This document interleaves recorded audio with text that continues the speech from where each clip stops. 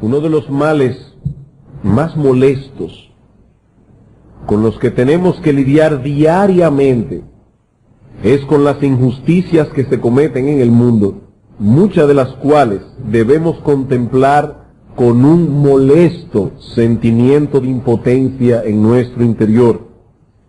Vivimos en un mundo lleno de injusticias. Puede ser una injusticia pequeña, como estar haciendo filas, y alguien viene con cierta influencia y se cuela, como decimos nosotros en buen dominicano.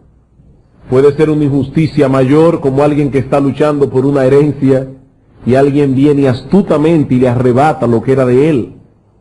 Vivimos en un mundo lleno de injusticia. Y a pesar de que nosotros mismos somos injustos, nos sentimos agraviados e indignados cuando vemos que en el mundo el mal triunfa sobre el bien. Sentimos indignación. Yo no sé si usted la ha sentido, pero yo la he sentido. Indignación cuando alguien nos trata injustamente o cuando otros son tratados así. Y nos molesta sobremanera el no poder hacer nada para que las cosas sean manejadas con más equidad, para que el malo sea castigado y el justo sea vindicado. Así que el hombre es un ser paradójico, porque el hombre es un ser injusto que clama continuamente por justicia. Eso es paradójico. Pero esa paradoja tiene su razón de ser, tiene su explicación. El hombre fue creado, dice la Biblia, a la imagen de un Dios justo. Y aunque esa imagen fue distorsionada por causa del pecado, no fue completamente destruida. ¿Alguna vez usted se ha contemplado a sí mismo en una superficie cóncava o convexa?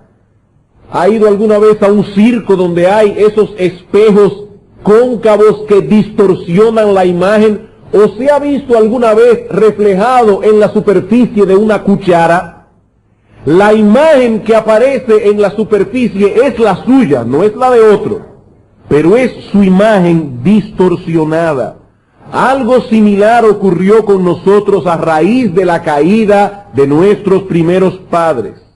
Aún llevamos en nosotros la imagen de Dios, pero es una imagen dañada, es una imagen distorsionada por causa del pecado. Esa indignación que sentimos ante las injusticias que se cometen a diario delante de nuestros ojos es un reflejo imperfecto de la imagen de Dios en nosotros.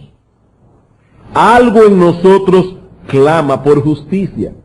Por eso nos sentimos tan contentos cuando sabemos que en algún lugar del planeta Tierra se hizo justicia. El malo fue castigado, el bueno fue vindicado. Es así como ocurre en muchas historias, en muchas películas que vemos. El mal triunfa sobre el bien. Lo triste es que no siempre las cosas funcionan así en la vida real. No siempre funcionan así. En este mundo caído las historias muchas veces terminan de otro modo. Muchas veces el malo sale victorioso y el bueno, el justo, es pisoteado. ¿O no es así? Muchas veces en la vida real no sucede como en las películas, no sucede como en las historias que leemos en los libros. Muchas veces el mal sale victorioso y el bueno es pisoteado y nos sentimos impotentes ante esa terrible realidad.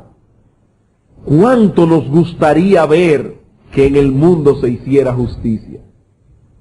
Pero no una justicia a medias o amañada por los intereses de los poderosos, no. Nos gustaría ver actuando a un juez completamente imparcial, que juzgara con total equidad a los hijos de los hombres. Un juez que no fuese susceptible de error o de engaño, que no se dejara sobornar y cuya sentencia no pudiese ser burlada, cambiada o evadida.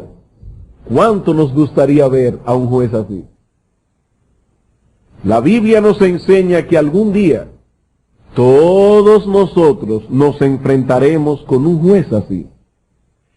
Todos compareceremos delante de un tribunal en el que seremos juzgados con justicia y cuyo veredicto no podrá ser apelado. ¿Saben por qué? Primero, porque estará basado en una norma perfecta de juicio, y segundo, porque no habrá ningún tribunal superior al cual podamos apelar. Y es acerca de este juicio que estaremos hablando en los sermones de hoy, tanto en la mañana como en la tarde. Quisiera por favor que fueran conmigo al libro de Apocalipsis. Apocalipsis capítulo 20, y vamos a leer los versículos 11 al 15. Y dice así la palabra de Dios. Y vi un gran trono blanco, y al que estaba sentado en él, de delante del cual huyeron la tierra y el cielo, y ningún lugar se encontró para ellos. Y vi a los muertos grandes y pequeños de pie ante Dios. Y los libros fueron abiertos, y otro libro fue abierto, el cual es el libro de la vida. Y fueron juzgados los muertos por las cosas que estaban escritas en los libros según sus obras.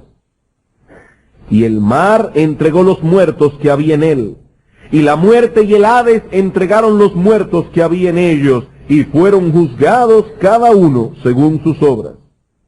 Y la muerte y el Hades fueron lanzados al lago de fuego. Esta es la muerte segunda, y el que no se halló inscrito en el libro de la vida fue lanzado al lago de fuego. Hace unos domingos atrás iniciamos una serie de sermones sobre escatología bíblica, y por diversas razones esta serie tuvo que ser suspendida precisamente cuando nos encontrábamos en medio del estudio de Apocalipsis capítulo 20. Recuerden que habíamos estado estudiando en la escuela dominical la Confesión de Fe de Londres de 1689, y cuando llegamos a los últimos dos capítulos que tratan sobre las cosas finales, los pastores entendimos necesario parar la serie de sermones que habíamos estado llevando todo el año pasado sobre el Sermón del Monte y parte de este año, para dar una serie de sermones sobre escatología. Hasta ahora hemos estudiado los primeros 10 versículos del capítulo 20 de Apocalipsis. En la mañana de hoy comenzaremos a tratar con los versículos 11 al 15, cuyo tema central es el gran juicio del trono blanco, lo que conocemos como el juicio final. Algún día habrá justicia en el mundo, porque algún día Dios mismo se encargará de juzgar a los hombres. Y debo confesar, hermanos, que el haberme expuesto a esta doctrina de las Escrituras causó un fuerte impacto en mi corazón, y espero que el Espíritu Santo use estas verdades en esta mañana y en esta tarde para impactar a otros, como Dios lo hizo conmigo durante esta semana. Trataremos nuestro tema, si el Señor lo permite, en 6 encabezados, 3 de los cuales veremos ahora en la mañana. Los próximos 3, con la ayuda del Señor, los veremos en la tarde. En el presente sermón veremos lo siguiente. En primer lugar, ¿quién es el juez que presidirá ese tribunal? En segundo lugar, ¿cuándo será celebrado ese juicio? Y en tercer lugar, ¿quiénes serán los sujetos que han de ser juzgados? Veamos entonces, en primer lugar, el juez de este tribunal. Juan nos dice en el versículo 11 del capítulo 20, y vi un gran trono blanco, y al que estaba sentado en él. Una vez más, el apóstol Juan nos recuerda que las cosas que está describiendo en su libro fueron reveladas por Dios a él en una serie de visiones. El apóstol Juan está describiendo en el Apocalipsis cosas que vio. La palabra Apocalipsis es una palabra compuesta de apo, que significa des, y calupto, que significa velo. Apocalipsis es desvelar, revelar algo que estaba velado. El apóstol Juan vio una serie de visiones y ahora está tratando de describir lo que él vio, por lo cual su lenguaje está cargado de símbolos y figuras. Y eso nos dice de entrada, hermanos, que debemos cuidarnos de no tomar cada detalle de la escena como si se tratara de algo literal. Juan está describiendo una visión y su lenguaje está cargado de símbolos y figuras. No podemos tratar de entender cada detalle que aparece en el libro de Apocalipsis como si se tratara de un detalle literal. Pero por otra parte debemos cuidarnos de perder de vista en medio de todos esos símbolos y figuras las realidades que se intentan transmitir a través de ellos. ¿Qué quiero decir? Que es un lenguaje simbólico, pero que describe algo real y tangible. Juan nos dice aquí que él vio un gran trono blanco y a uno sentado en el trono. La palabra trono nos indica de inmediato que hay alguien allí que tiene autoridad para gobernar y para juzgar, alguien que es soberano. La intención del autor al decirnos que él vio un gran trono blanco, no es que usted ahora trate de hacer un esfuerzo imaginativo y figurarse que en el cielo hay un trono grande pintado de blanco y una figura humana sentada en él. No, hermanos. Lo que se intentan comunicar o lo que se intenta comunicar es que ese trono pertenece a alguien que posee una autoridad infinita. Es un gran trono. Y por otra parte se nos quiere indicar que ese juez soberano gobierna todos sus asuntos con equidad y justicia. Es un gran trono blanco, inmaculado, puro, justo, santo, perfecto. Y sobre ese gran trono blanco, Juan vio uno sentado. Y de inmediato surge la pregunta, ¿quién es el que está sentado en el trono? El mismo libro de Apocalipsis nos da la respuesta. Apocalipsis capítulo 3, versículo 21. Apocalipsis capítulo 3, versículo 21 tiene la respuesta. Dice el apóstol Juan, o el Señor, perdón, a través de su apóstol: al que venciere, le daré que se siente conmigo en mi trono, así como yo he vencido y me he sentado con mi Padre en su trono. Hermanos, voy a repetir lo mismo. Juan está hablando aquí en un lenguaje simbólico. Dios es espíritu, dice la Biblia. Y por lo tanto, cuando se habla aquí de un trono y de que aún Dios el Padre está sentado en él, debemos entender que se habla de la autoridad de Dios y de su gobierno sobre todas las cosas creadas. Ese trono, Dios el Padre lo comparte con Dios el Hijo, en virtud de su obra mesiánica. Ambos están sentados en el trono, ambos compartiendo la autoridad, ambos compartiendo el juicio. Por lo tanto, lo más apropiado sería decir que el juez de ese tribunal del juicio final es Dios el Padre, quien juzgará a todos los hombres por medio de Dios el Hijo. Dios el Padre, dice el apóstol Pedro en primera de Pedro capítulo 1 versículo 17, y si invocáis por Padre a aquel que sin acepción de personas juzga todas las cosas, es Dios el Padre, pero él ha delegado autoritativamente su juicio en Dios el Hijo. Vamos a ver algunos textos. Mateo capítulo 25. Mateo capítulo 25. ¿Quién es el juez del tribunal? Dios el Padre, quien juzgará a todos los hombres por medio de Dios el Hijo. Dios el Padre ha delegado el juicio en el Hijo. En Mateo capítulo 25, versículo 31 al 32, dice: cuando el Hijo del Hombre venga en su gloria y todos los santos ángeles con él, entonces se sentará en su trono de gloria y serán reunidas delante de él todas las naciones, y apartará los unos de los otros como aparta el pastor las ovejas de los cabritos. Dios el Hijo juzgará a las naciones. Juan capítulo 5, versículo 22. Juan capítulo 5, versículo 22. Dice el Señor: porque el Padre a nadie juzga, es decir, Dios el Padre a nadie ha de juzgar directamente. Dios el Padre a nadie juzga, sino que todo el juicio dio al Hijo. Versículo 26.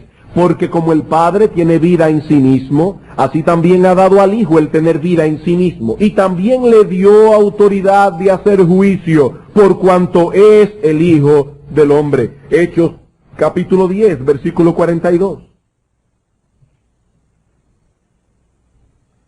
Hechos capítulo 10, versículo 42. Y nos mandó, dice el apóstol Pedro en la casa de Cornelio, nos mandó que predicásemos al pueblo y testificásemos que Él, nuestro Señor Jesucristo, por el contexto, es el que Dios ha puesto por juez de vivos y muertos. Dios el Padre ha delegado el juicio a Dios el Hijo. Es por eso que el apóstol Pablo dice en 2 Corintios 5:10, porque es necesario que todos nosotros comparezcamos ante el tribunal de Cristo. El Hijo ha sido señalado por Dios el Padre para ser el juez de vivos y muertos. Qué gran diferencia, hermanos, entre la primera y la segunda venida de Cristo. Cristo vino al mundo la primera vez como un siervo sufriente, para dar su vida por los pecadores. La segunda vez vendrá como Rey de reyes y Señor de señores a pasar juicio sobre todos. La primera vez los hombres hicieron con Él cuanto quisieron. Hermanos, piensen en esto. La primera vez que Cristo vino, fue incluso juzgado y condenado a muerte. Él, el juez de toda la tierra, fue juzgado y condenado. La humanidad injusta pasó juicio sobre el Hijo de Dios y la humanidad lo encontró culpable de blasfemia. Nunca antes se había cometido semejante injusticia y nunca más se volverá a cometer. Cristo fue condenado como malhechor y fue llevado a la muerte sin poner resistencia alguna. Como había descrito el profeta Isaías siglos antes en el capítulo 53 de su profecía, angustiado él y afligido no abrió su boca, como cordero, como una mansa oveja, fue llevado al matadero, y como oveja delante de sus trasquiladores, enmudeció y no abrió su boca. Ahora, ese mismo personaje que Isaías describe de ese modo, es el que el apóstol Juan describe en el capítulo 1 de Apocalipsis. Y no hay que ser muy observador para ver la diferencia que hay entre una descripción y otra. Parecería que se trata de dos personajes distintos. Pero lo cierto es que el siervo sufriente que Isaías describe en el capítulo 53 de su profecía es el mismo que el apóstol Juan describe en el capítulo 1 de Apocalipsis, pero en dos etapas distintas de su historia. Vamos a Apocalipsis capítulo 1.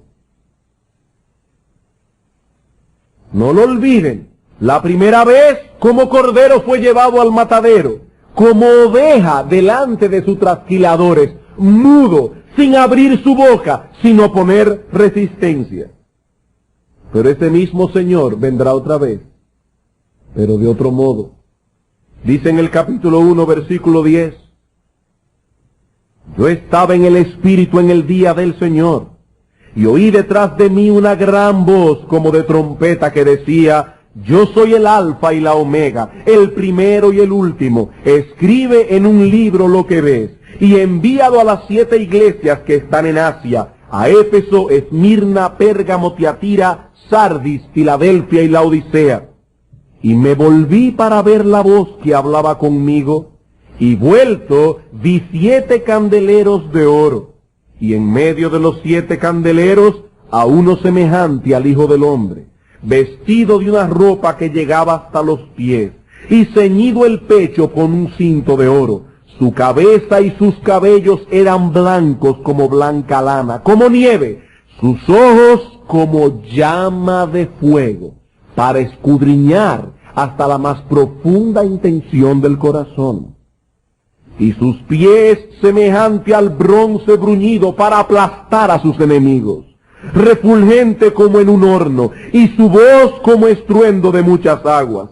Tenía en su diestra 7 estrellas, de su boca salió una espada aguda de 2 filos, y su rostro era como el sol cuando resplandece en su fuerza. Y dice Juan, el discípulo amado, el mismo que la noche antes de la crucifixión tenía su cabeza sobre el pecho del Señor, cuando le vi, caí como muerto a sus pies.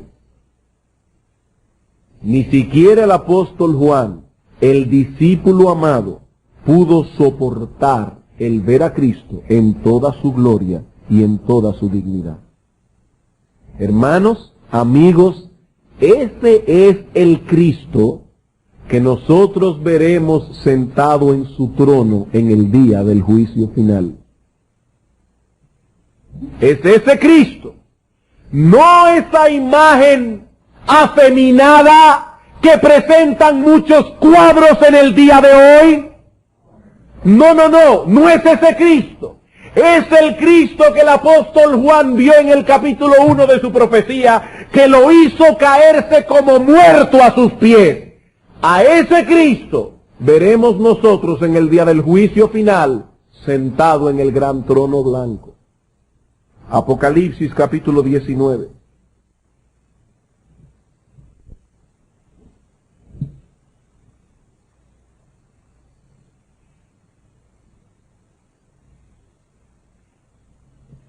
Entonces vi el cielo abierto, versículo 11.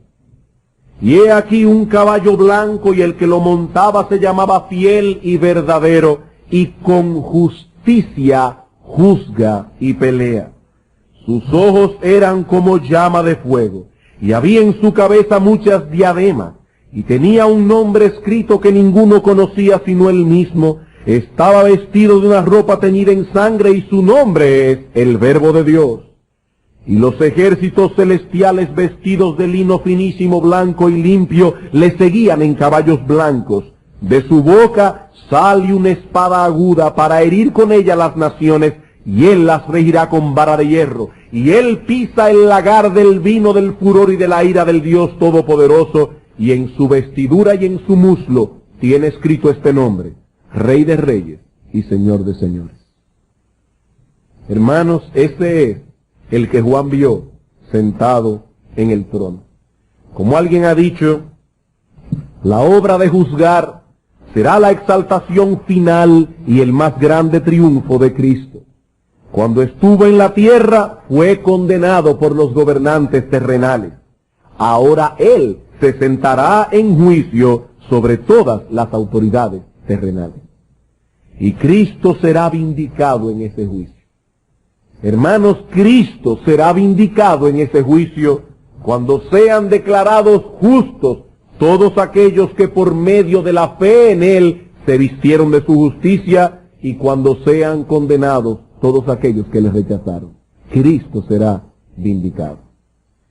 En segundo lugar, veamos entonces el tiempo del juicio. Ya vimos quién es el juez que presidirá el tribunal. Veamos ahora el tiempo. ¿Cuándo será llevado a cabo ese juicio? Ahora, antes de responder esa pregunta, permítanme hacer una advertencia.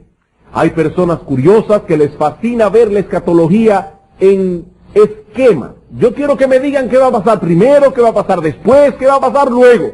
Quiero un esquema detallado.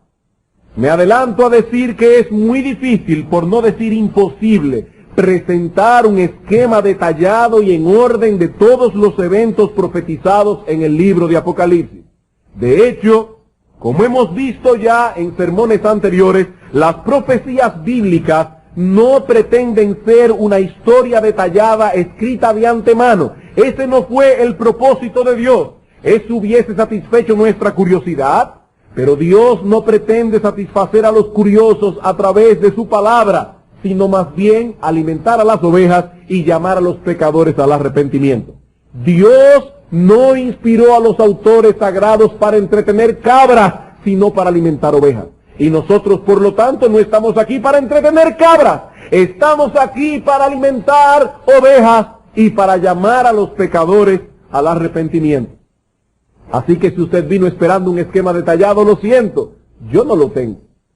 Pero al menos podemos decir con toda certeza que el juicio descrito en este pasaje será llevado a cabo al final de esta era presente, cuando concluya este período de tiempo que la Biblia describe como este siglo, para dar paso al siglo venidero. Ah, pastor, ya entendí. Eso quiere decir que el juicio será llevado a cabo en el año 2000. No, eso no es lo que yo quiero decir. La palabra siglo no se usa en la Escritura para hablar de un período de 100 años. No. Ya hemos visto eso en un sermón anterior. Que nadie salga por ahí diciendo que en esta iglesia se enseña que el juicio final será llevado a cabo en el año 2000. El día y la hora nadie lo sabe. La palabra de Dios enseña más bien con toda claridad que la historia humana se divide en dos grandes períodos de tiempo. No de 100 años, no sabemos de qué tiempo. Pero hay dos grandes períodos de tiempo cualitativamente distintos el uno del otro. Uno es denominado como este siglo y el otro es denominado como el siglo venidero. Este siglo va desde la creación del hombre hasta la segunda venida de Cristo.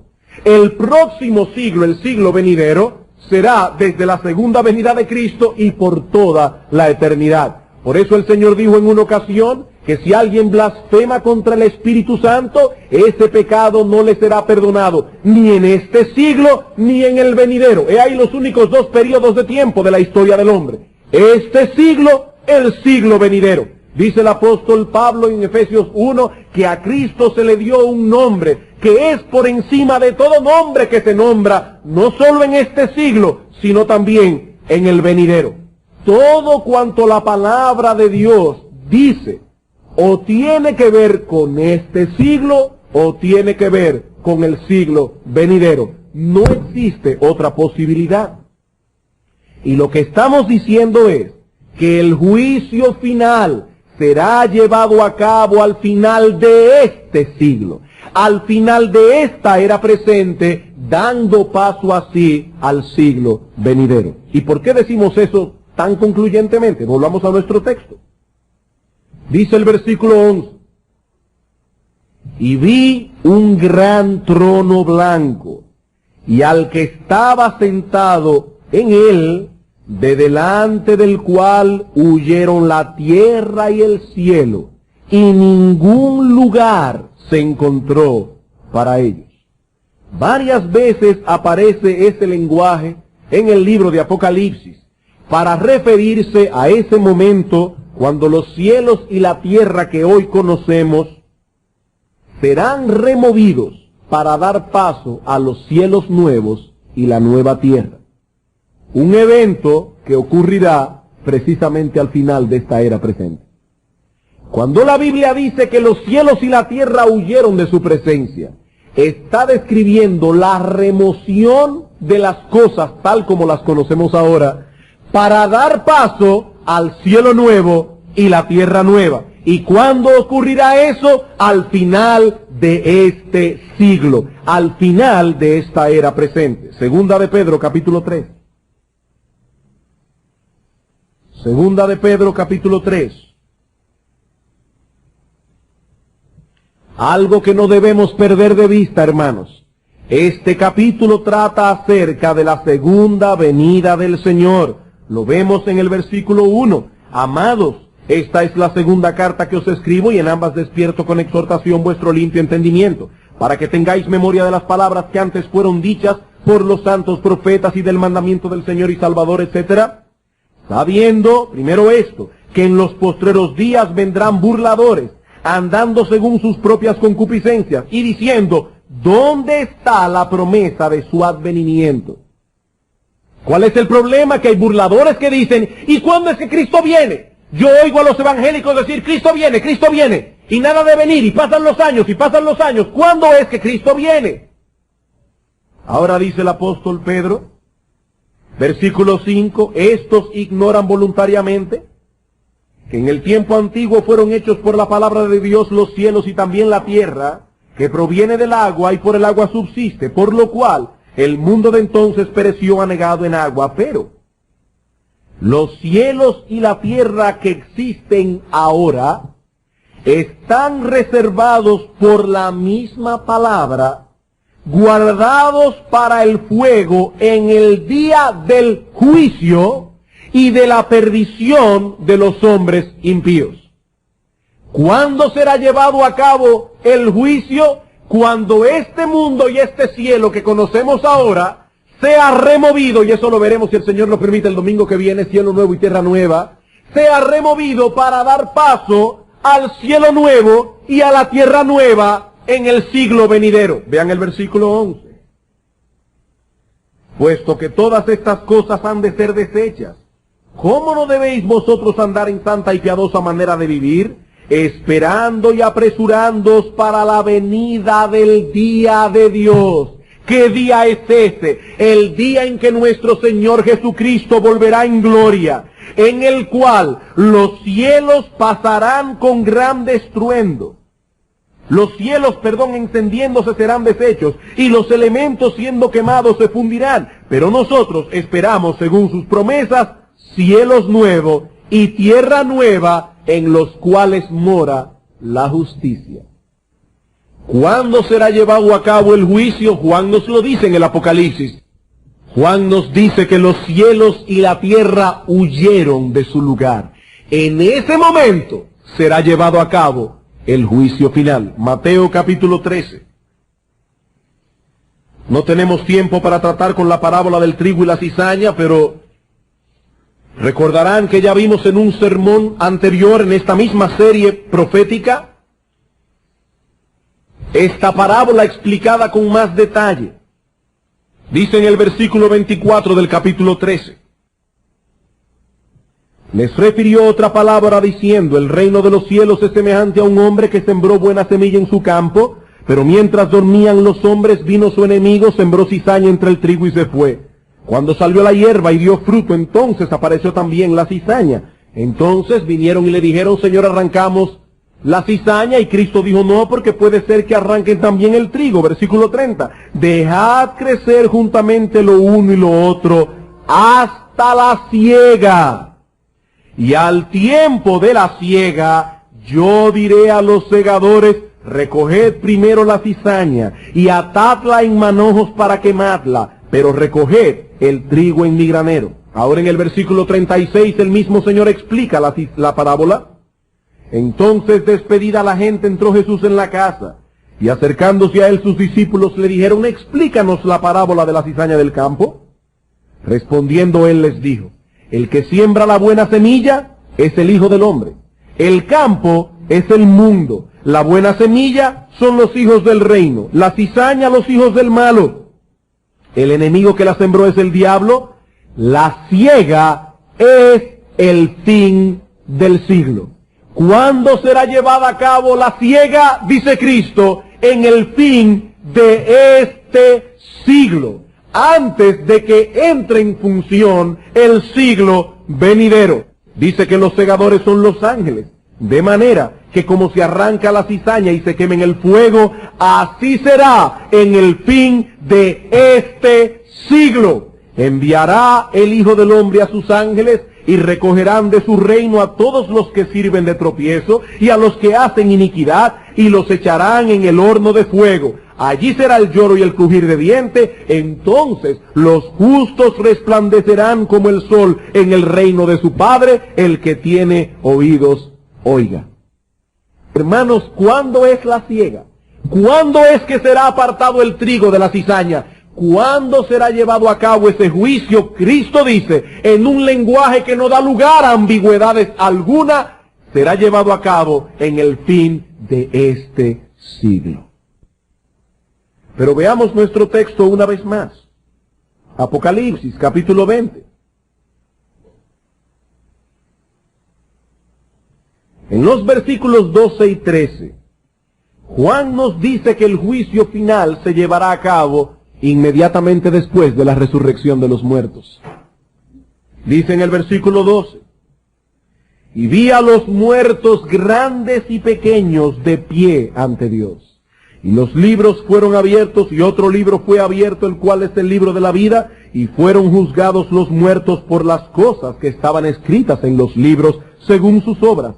Y el mar entregó los muertos que había en él, y la muerte y el Hades entregaron los muertos que había en ellos, y fueron juzgados cada uno según sus obras.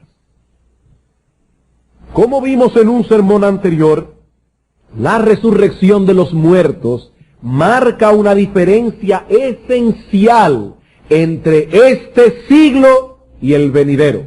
Lucas capítulo 20. ¿Cuándo será llevado a cabo el juicio?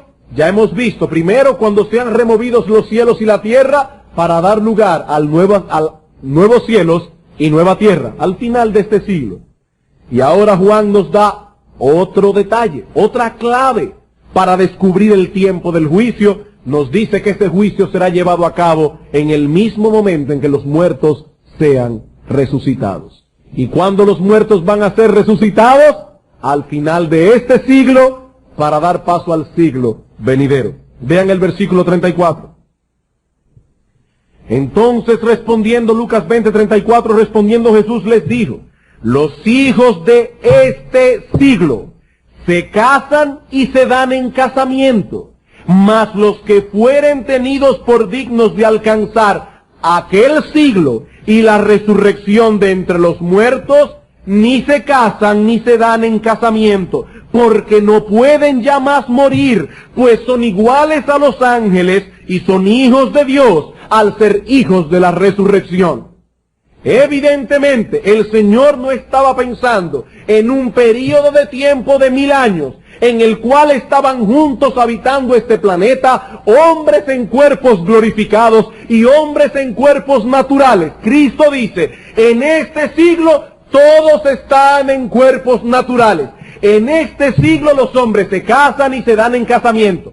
En aquel siglo no será así. Los que hayan sido tenidos por dignos de alcanzar aquel siglo, todos estarán en cuerpos glorificados, todos serán hijos de la resurrección.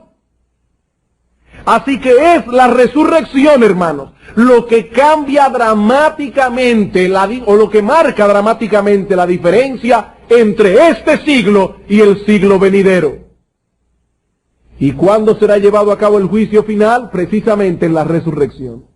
En la resurrección, cuando todos los muertos sean resucitados y se presenten delante de Dios. Juan capítulo 5.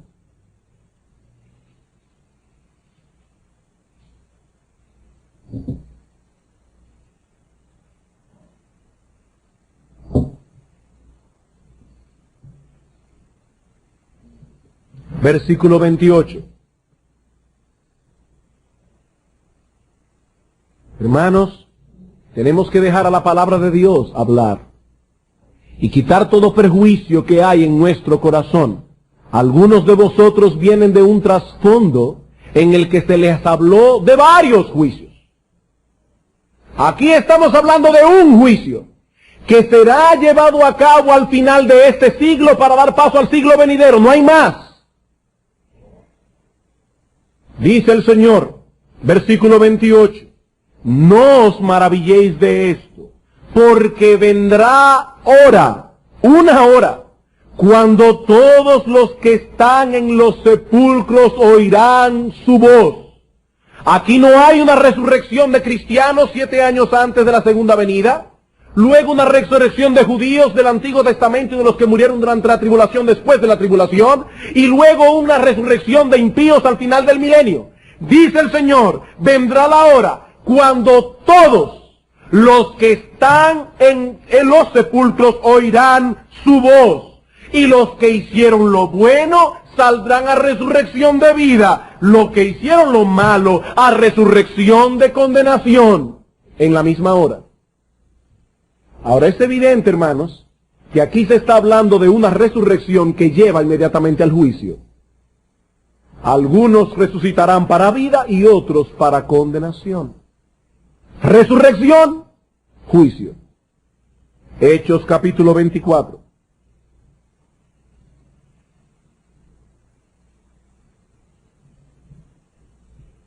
Son dos destinos distintos para los resucitados, pero todos resucitan al mismo tiempo. Dos destinos distintos para los resucitados, pero todos resucitan al mismo tiempo, y todos serán juzgados. Hechos capítulo 24, versículo 14 y 15. Pero esto te confieso, dice Pablo a Félix, que según el camino que ellos llaman herejía, así sirvo al Dios de mis padres, creyendo todas las cosas que en la ley y en los profetas están escritas, teniendo esperanza en Dios, la cual ellos también abrigan, de que ha de haber resurrección, no resurrecciones, ha de haber resurrección, una sola, de los muertos, así de justos como de injustos. Y dice Pablo ahora, por eso procuro tener siempre una conciencia sin ofensa ante Dios y ante los hombres. Resurrección, juicio. Una prueba adicional, la Biblia enseña claramente que el juicio final se llevará a cabo cuando nuestro Señor Jesucristo vuelva. Eso lo enseña la Biblia claramente. Dice en Mateo capítulo 25, versículo 31 al 32, cuando el Hijo del Hombre venga en su gloria y todos los santos ángeles con él, se sentará en su trono de gloria para juzgar. Ah, pastor, pero yo he oído que ese es el juicio de las naciones, no el juicio final, sino el juicio en el cual Cristo determinará quiénes entrarán al milenio y quiénes no. No, mi amigo, no, mi amigo.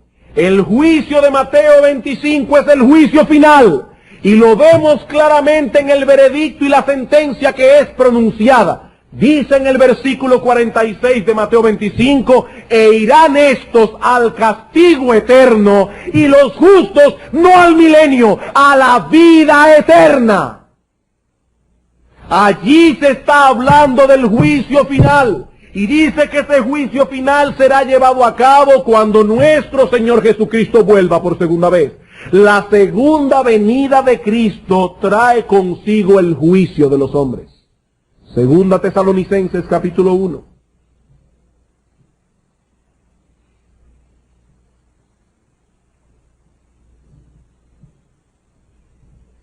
Y hermanos, repito lo que he dicho muchas veces en esta serie, lo que yo estoy predicando aquí hoy. Es lo que la Iglesia de Cristo ha creído por 20 siglos hasta la llegada del dispensacionalismo en el siglo pasado. Y me alegro, hermanos, de estar caminando por el mismo camino que trillaron nuestros padres en la fe, porque me siento más seguro. Dice el apóstol Pablo, versículo 6, porque es justo delante de Dios pagar con tribulación a los que os atribulan, y a vosotros que sois atribulados, daros reposo con nosotros, cuando se manifieste el Señor Jesús desde el cielo con los ángeles de su poder, en llama de fuego. ¿Para qué? Para dar retribución a los que no conocieron a Dios, ni obedecen al Evangelio de nuestro Señor Jesucristo, los cuales sufrirán pena de eterna perdición. Es evidente que el juicio ha sido celebrado. Recibirán pena de eterna perdición, excluidos de la presencia del Señor y de la gloria de su poder. ¿Cuándo? Cuando venga en aquel día, para ser glorificado en sus santos y ser admirado en todos los que creyeron. El Señor vuelve, los santos le admiran, los impíos son condenados. Todo eso, el día de su segunda venida. La segunda venida de Cristo será de gozo y alegría para unos, de llanto y lamentación para otros. Y no la lamentación de aquel que se arrepiente de su pecado, sino la lamentación de aquel que ha descubierto aterrado que el día de su juicio ha llegado. Hermanos, ¿cuándo será celebrado el juicio de Apocalipsis 20? Al final de esta era presente, Cuando el cielo y la tierra sean removidos para dar paso al cielo nuevo y a la tierra nueva. Cuando los muertos sean resucitados. Cuando el Señor Jesucristo vuelva por segunda vez. Y esto confirma una vez más lo que hemos dicho en otras ocasiones en esta misma serie de sermones. Y es que el esquema escatológico de las Escrituras es muy simple. Yo no estoy diciendo con eso que no hay detalles complicados. Estoy diciendo que el esquema general de las Escrituras, hermanos, es muy simple. Al final de esta era presente, Cristo vendrá por segunda vez. Los muertos serán resucitados y todos compareceremos ante el tribunal de Dios. Unos irán al castigo eterno, otros a la vida eterna. ¿Acaso podría haber un esquema más sencillo? Aquí no hay lugar para varias venidas de Cristo, para varias resurrecciones, para varios juicios. Cristo viene, los muertos resucitan, los hombres son juzgados.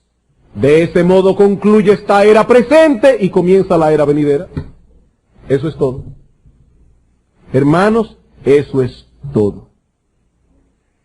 Bien, ya hemos visto entonces quién es el juez que presidirá el tribunal, el momento en que será llevado a cabo el juicio. Veamos ahora en tercer lugar los sujetos que serán juzgados. ¿Quiénes serán juzgados en ese juicio? Volvamos a nuestro texto otra vez.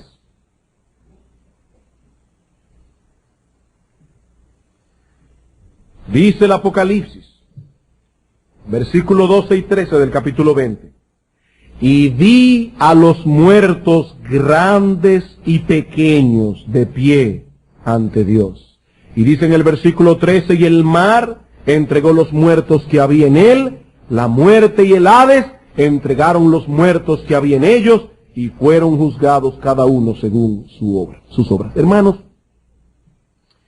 hagamos uso por un momento de nuestra imaginación para tratar de ver este cuadro apocalíptico con los mismos ojos con que Juan lo vio. Porque nosotros estamos tranquilos, aquí con calor, sí, eso es cierto, pero tranquilos, en una iglesia, escuchando a un predicador, algunos están locos porque termine, otros están contentos, pero todos aquí oyendo, tranquilamente. Pero hermanos, cuando el apóstol Juan vio esto por primera vez, él no estaba en una iglesia sentado tranquilamente con un abanico en el techo escuchando a un predicador. El apóstol Juan estaba desterrado en la isla de Patmos, sufriendo persecución de manos del pagano, poderoso y cruel imperio romano.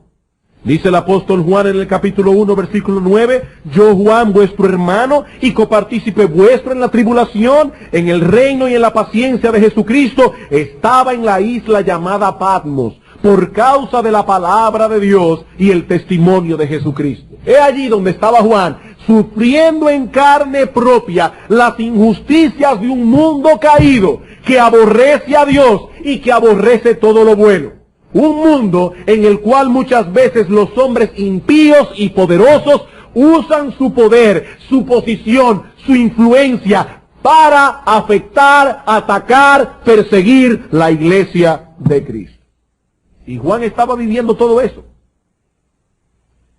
Cuán impactante debió haber sido para él constatar que en ese juicio el poder del hombre ya no servirá para nada. Hermanos, recuerden que Cristo envió esta carta para consolación de su pueblo. No para que nosotros usemos el Apocalipsis como una bola de cristal para saber qué va a pasar con el pueblo de Israel al final de los tiempos. No. Ese no fue el propósito de Dios. Dios envió un libro a su iglesia. Envíalo a las 7 iglesias. Este libro no fue enviado al pueblo de Israel. Este libro fue enviado a las iglesias para que sean una consolación para nosotros. Y allí estaba Juan viendo esta visión. Todos los muertos, grandes y pequeños, de pie ante Dios. No importa la posición que tal persona tuvo en esta vida. Allí estarán todos, presidentes, reyes, primeros ministros, congresistas, todo el mundo. Nadie podrá eludir ese tribunal. En esta vida presente los hombres usan su influencia para evadir enfrentarse con la justicia. Pero Juan vio que en aquel tribunal estaban todos presentes, grandes y pequeños, en igualdad de condiciones, de pie ante Dios. Ricos y pobres, libres y esclavos, negros y blancos, creyentes e incrédulos. Todos. También los creyentes, también los creyentes. Dice el apóstol Pablo en 2 Corintios 5:10, es necesario que todos nosotros comparezcamos ante el tribunal de Cristo, para que cada uno reciba según lo que haya hecho en el cuerpo, sea bueno o sea malo. Esta tarde vamos a ampliar ese texto un poco más. Ahora solo lo cito para probar mi punto. Todos estaremos allí. En Romanos 14:10, una vez más el apóstol Pablo declara, pero tú, ¿por qué juzgas a tu hermano? Porque todos compareceremos ante el tribunal de Dios, como dice el texto griego. Todos compareceremos ante el tribunal de Dios. Algunos dicen que solo los impíos estarán en el juicio final del que habla Apocalipsis 20. Y uno de los argumentos que usan es el hecho de que dice el versículo 13 de Apocalipsis 20 que la muerte y el Hades entregaron sus muertos. Y el argumento es este. La palabra Hades significa infierno. Si se habla aquí de que fueron juzgados los que estaban en el Hades, evidentemente no puede tratarse de cristianos, porque las almas de los cristianos que mueren van al cielo, no al infierno. El problema de este argumento es que la palabra Hades no siempre significa infierno. Sí significa infierno en muchos textos de las Escrituras, lo mismo que la palabra Seol, pero tanto la palabra Seol en hebreo como la palabra Hades en griego no siempre significan infierno. La palabra Hades es usada aquí para hablar figurativamente de la región donde van a parar los muertos, las almas sin sus cuerpos, sea que estén en el cielo o en el infierno. En ese sentido, hermanos, todos los que mueren van al Hades, en el sentido de que todos van a esa existencia donde el alma conscientemente, no inconscientemente como dicen los adventistas, conscientemente estarán separadas del cuerpo, ya sea en el cielo o en el infierno. ¿Y cómo podemos probar eso? Muy sencillo, hermanos. Cristo, cuando murió, fue al Hades. Cuando Cristo murió, fue al Hades. Dice en Hechos capítulo 2, el apóstol Pedro, hablando en Pentecostés, acerca de la resurrección del Señor, dice en el versículo 22, varones israelitas, oíd estas palabras, Jesús Nazareno, varón aprobado por Dios entre vosotros, con las maravillas, prodigios y señales que Dios hizo entre vosotros por medio de él, a este, entregado por el determinado conocimiento y anticipado conocimiento de Dios, fue crucificado, versículo 24, al cual Dios levantó de los muertos, suelto los dolores de la muerte, por cuanto era imposible que fuese retenido por ella, por la muerte. Y ahora explica, porque David dice de él, veía al Señor siempre delante de mí, porque está a mi diestra no seré conmovido, por lo cual mi corazón se alegró y se gozó mi alma, y aún mi carne descansará en esperanza, porque no dejarás mi alma en el Hades, ni permitirás que tu santo vea corrupción. Y ahora explica Pedro, varones hermanos, se os puede decir libremente del patriarca David que murió y fue sepultado, y su sepulcro está con nosotros hasta el día de hoy. Pero siendo profeta y sabiendo que con juramento Dios le había jurado que de su descendencia en cuanto a la carne levantaría al Cristo, viéndolo antes, habló de la resurrección de Cristo, que su alma no fue dejada en el Hades. Hermanos, cuando Cristo murió no fue al infierno. Cuando Cristo murió, le dijo al ladrón que estaba crucificado a su diestra o a su derecha, no sabemos, hoy estarás conmigo, no en el infierno, en el paraíso. Y dice las Escrituras que el alma de Cristo fue al Hades. Así que la palabra Hades no siempre significa infierno. Cuando dice allí que el Hades entregó los muertos que había en ellos, está diciendo simplemente en un lenguaje figurado que todos los que habían muerto fueron resucitados para presentarse en el tribunal de Dios. Y ese todos incluye creyentes e incrédulos. Una prueba adicional la tenemos en el mismo texto. Vamos a Apocalipsis 20.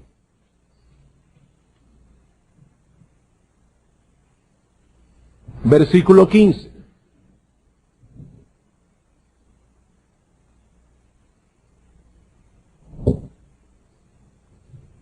Y el que no se halló inscrito en el libro de la vida fue lanzado en el lago de fuego. ¿Qué implica eso?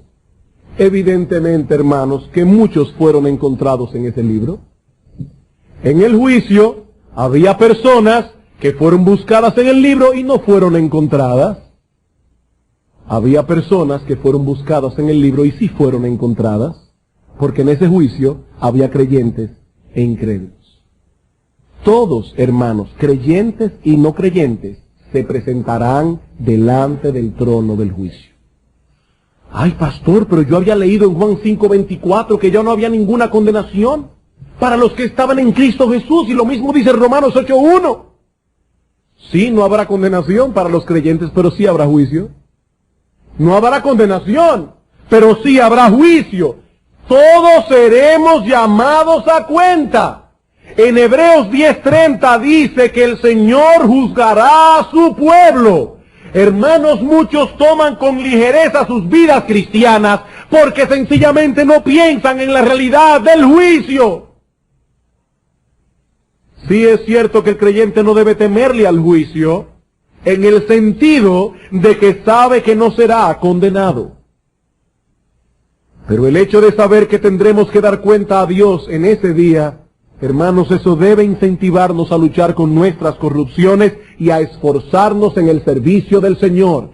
Esa visión ligera que algunos tienen del cristianismo, de que todo es gozo, gozo, gozo, esa visión ligera de la fe cristiana no es bíblica. La Biblia habla del temor que deben tener los cristianos al pensar que algún día tendrán que dar cuenta de sí en el tribunal de Cristo.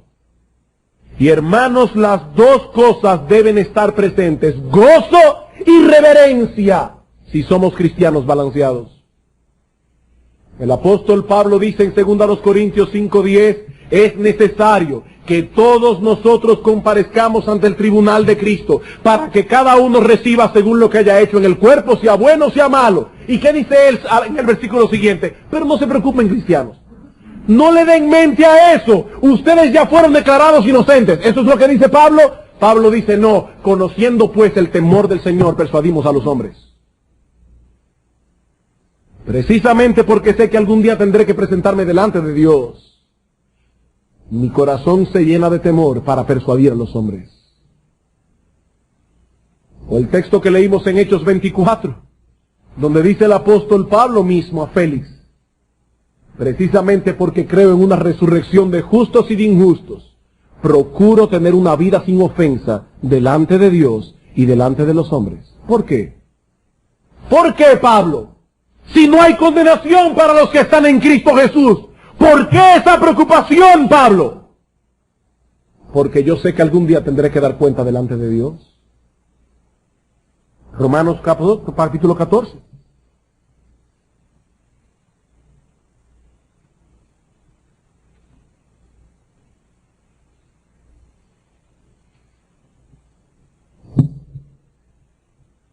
Pero tú, ¿por qué juzgas a tu hermano? Dice el versículo 10. O tú también, ¿por qué menosprecias a tu hermano? Porque todos compareceremos ante el tribunal de Dios, dicen la mayoría de los manuscritos. Porque escrito está, vivo yo, dice el Señor, que ante mí se doblará toda rodilla y toda lengua confesará a Dios. Y ahora miren cómo Pablo saca conclusiones prácticas. De manera que cada uno de nosotros dará a Dios cuenta de sí. Así que ya no nos juzguemos más nosotros, sino más bien decidid no poner tropiezo u ocasión de caer al hermano. Hermanos, algún día todos daremos cuenta de sí.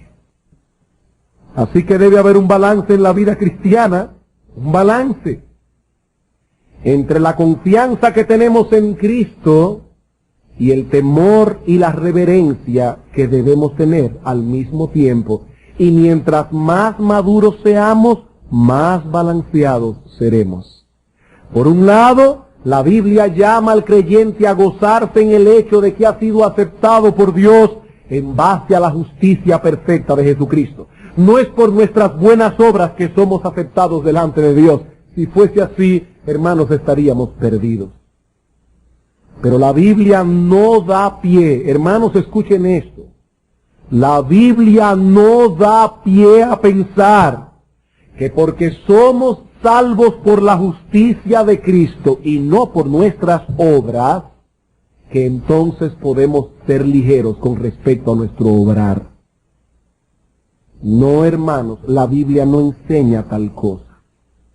Eso lo ampliaremos con más detalles esta tarde, pero por ahora solo me limitaré a citar un texto más en el Nuevo Testamento. Primera de Pedro, capítulo 1.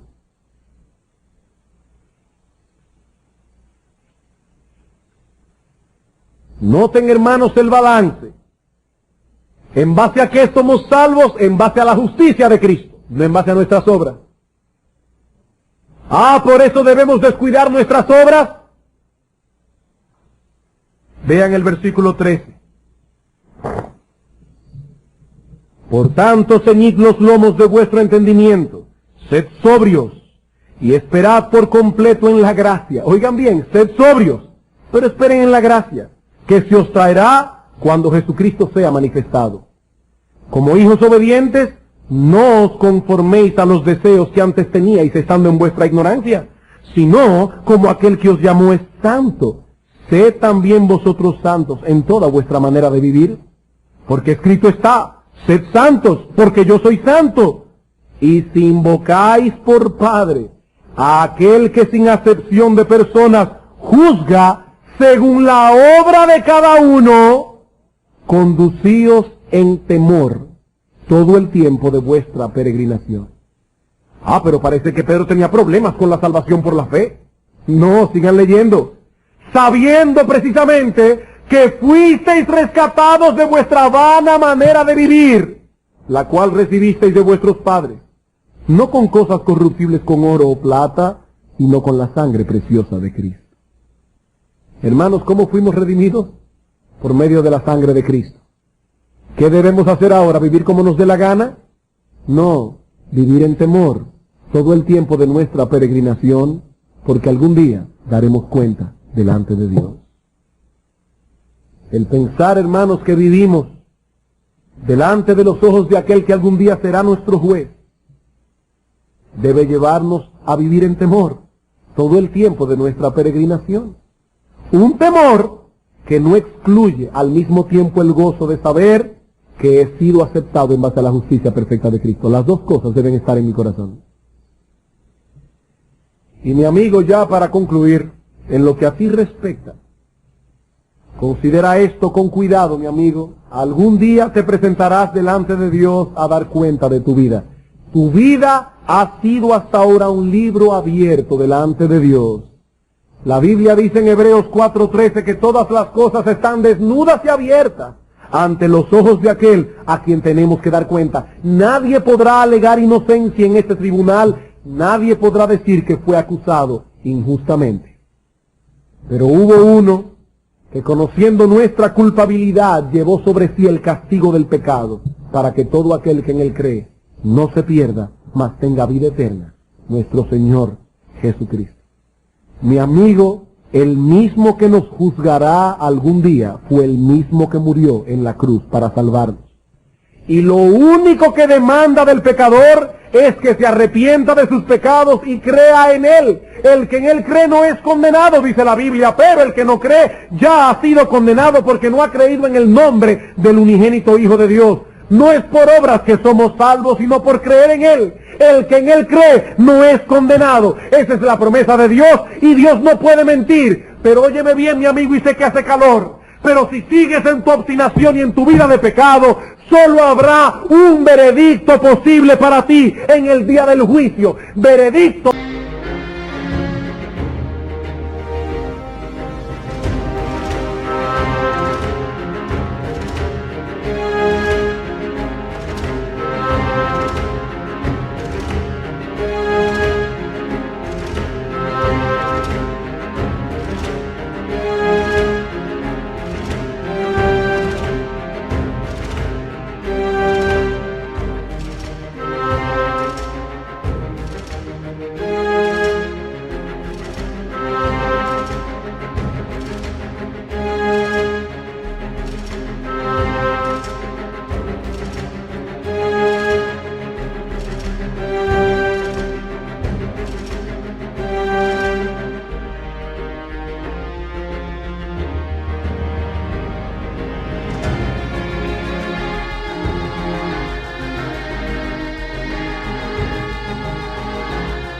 Que ya fue declarado de antemano por nuestro Señor Jesucristo en Mateo 25. Apartaos de mí, malditos, al fuego eterno preparado para el diablo y sus ángeles.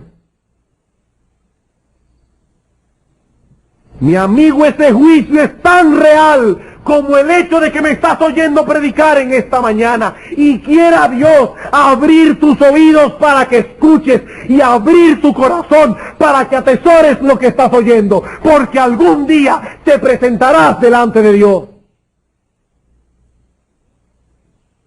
¿Y cómo resonarán estas palabras en el día del juicio? Cuando recuerdes que fuiste advertido y que rechazaste la advertencia. Maldecirás el día que naciste. No, mi amigo, esto no es un juego. Esto no es un juego. Maldecirás la hora que tu madre te dio a luz. Y estas palabras que estás oyendo hoy añadirán aflicción a tus prisiones en el infierno. Pero mi amigo, no tiene por qué ser así. No tiene por qué ser así.